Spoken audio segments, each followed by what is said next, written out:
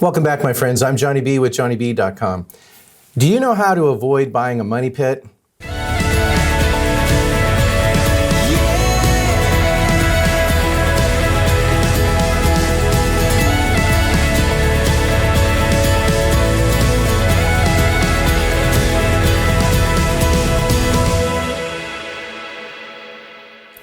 When you're buying a home, it's very important to get a home inspection, and you're going to find that most sellers will provide you with a home inspection. If they don't, you can order a buyer-paid home inspection, and it's worth doing. If you're going to spend $1 or $2 million on a home, you want to make sure that it's not a money pit. Some of the problems are going to be very mild. You're not going to find any home that's perfect. I think I found 2 in my career. There's always problems. There's going to be somewhere between $7,500 and $15,000 of problems in any home that you buy. When you get a home inspection, they're going to focus most on the health and safety issues of the home. They want to make sure that it's safe for you to live there. They're going to point out different flaws, but they'll also point out problems in the systems and so forth. They're going to focus on major systems like foundation, attic, roof, HVAC, electrical, plumbing. They're going to look inside, outside. They're going to crawl under if there's a crawl space. They're going to go into the attic. They're going to look on the roof. One of the principles in real estate is that water is not your friend. Obviously, if there's a hole in the roof or there's stains in the ceiling, if they go into the attic space, then they'll go up there and stand in the access doorway and they'll look around to see if they can see any staining. They're not going to walk inside the attic space if it's unsafe. Most of the time it is unsafe for them to do that. They don't want to be the guy that drops through your ceiling. The roof is going to collect a lot of water and it's going to go into the gutters if there are gutters. And then it's going to go into the downspouts. So the downspouts will bring the water down into a splash plate or an underground piping system. It's important that the water exit 5 to 10 feet away from the foundation. You also want to make sure that the slope of the ground around your home is sloped away from your home. In the kitchen and the bathrooms, you're going to want to look to see if there's any problems in the crawl space. If there's any leaks, you want to have those repaired. In the bathroom, if the toilet is not mounted securely, it will tip a little bit when you sit on it, and that tipping will cause the wax ring at the base of the unit to be indented. Once that occurs, it's not going to retain the water. If it becomes damaged, it's not going to stop the water from flowing into the floor, subfloor, and discolor your vinyl if it's a vinyl floor. You can spot it from the discoloration, but the home inspector is going to crawl underneath the home and he's going to look for any staining on the wood. He's going to look for dry rot or any conditions that's going to show that there's some water damage. Underneath the sinks, there's a sink trap. There's the potential for water to leak in a multiple number of ways.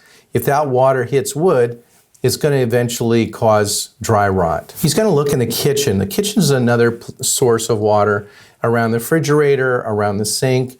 Again, he's looking for staining and dry rot conditions in the crawl space. Also, this can affect your flooring as well. Electrical systems, a lot of the homes were built in the 50s and 60s here, and at that time there were 2 prongs on the AC receptacles. So when you plug it in, you would need a cheater to put in a 3rd prong. Well, a lot of people had placed in cheaters as their 3-prong plugs, but they're not grounded. So he'll go around and he'll check sampling of those. And that can become an issue for you if you're using a surge protector on your computer. When the home inspector is looking at your home, if there's something beyond his scope, consider him like a doctor that's a general practitioner.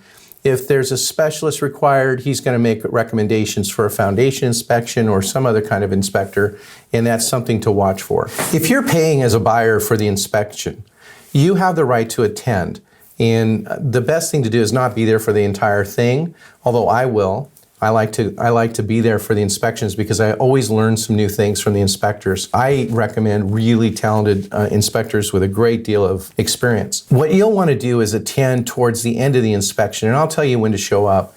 And the purpose is you can get a verbal inspection, but you can look the inspector in the eye. The inspector is a disinterested third party. You're going to get a very honest answer from them about what's something to worry about, how serious is it. They can walk you over to the item if it's accessible and point it out to you. If it's not accessible by you safely, they will take a photo of it and you can look at it and discuss it with them. If a seller doesn't have an inspection, it can be risky for you to buy that home with no contingencies because you really don't know what you're getting into. I'm an experienced agent, but I'm not a home inspector. I will walk around the property and I will do an agent visual inspection. I'll read your disclosures and I'll go everything that's provided. But a home inspection should really be one of the things to check off, whether it's seller provided or buyer provided. In my opinion, it's too dangerous for most buyers to buy a home without a home inspection. In our next episode, do you know what the HOA really does for you?